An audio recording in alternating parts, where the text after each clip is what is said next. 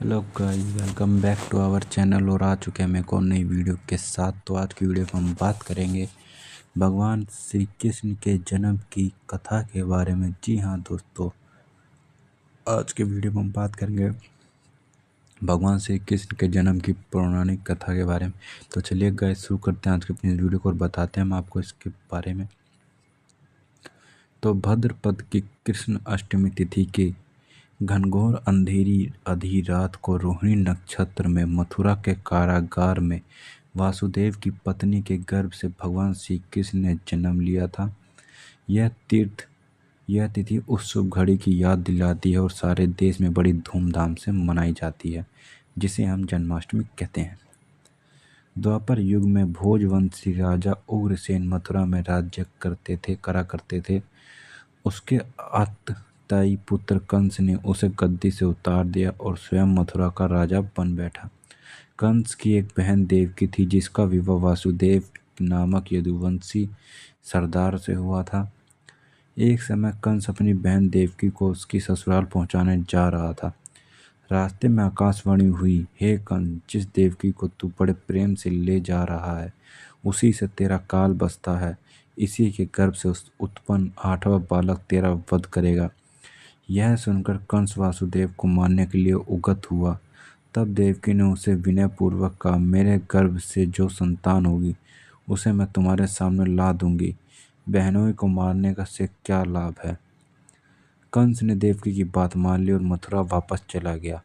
उसने वासुदेव और देवकी को कारागृह में डाल दिया। वासुदेव देवकी के एक एक करके 7 बच्चे हुए और सातों को जन्म लेते ही कंस ने मार डाला और 8वां बच्चा होने वाला था। कारागार में उन पर कड़े पहरे बैठा दिए गए। उसी समय नंद की पत्नी यशोदा को भी बच्चा होने वाला था।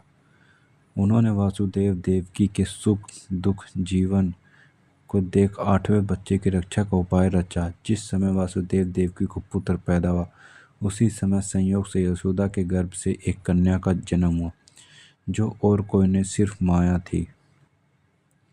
जिस कोठरी में देवकी वासुदेव कैद थे, उसमें अचानक प्रकाश हुआ और उसके सामने शंख चक्र गदा पद धारण किए चतुर्भुज भगवान प्रकट हुए।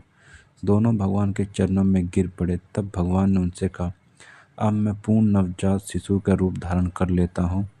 तुम मुझे इसी समय ही अपने मित्र नंद जी के घर वृंदावन में भेज आओ और उनके यहाँ से जो कन्या जन्मों से लेकर कंस के हवाले कर दो। इस समय वातावरण अनुकूल नहीं है, पर फिर भी तुम चिंता ना करो। जगते हुए पहरेदार सो जाएंगे, कारागृह के फाटक अपने आप खुल जाएंगे और फंती अर्थात यमुना तुमको पार जाने का मार्ग दे देगी। उसी समय वासुदेव जी ने नवजात शिशु रूप श्री कृष्ण को सूप में रखा कारागृह में निकल पड़े और अथाह यमुना को पार कर नंद जी के घर पहुंचे। वहां उन्होंने नवजात शिशु को यशोदा के साथ सुला दिया और कन्या को लेकर मथुरा आ गए। कारागृह में के फाटक पूर्ववत बंद हो गए। अब कंस को सूचना मिली कि वासुदेव देवकी को बच्चा पैदा हुआ है। उसने बंदी गृह में जाकर देवकी के हाथ से नवजात कन्या को छीनकर पृथ्वी पर पटक देना चाहा, परंतु वह कन्या आकाश में उड़ गई।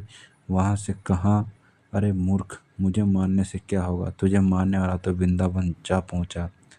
वह जल्द ही तुझे तेरे पापों का दंड देगा। तो ये थी गाइस श्री कृष्ण की जन्म कथा। तो उम्मीद करता हूँ गाइस ये वीडियो आपको अच्छी लगी। अगर वीडियो अच्छी लगी तो वीडियो को जरूर लाइक करना। चैनल पर नए हो तो चैनल को सब्सक्राइब जरूर कर लेना, ताकि ऐसे ही आने वाली वीडियोस की नोटिफिकेशन आप सभी को मिल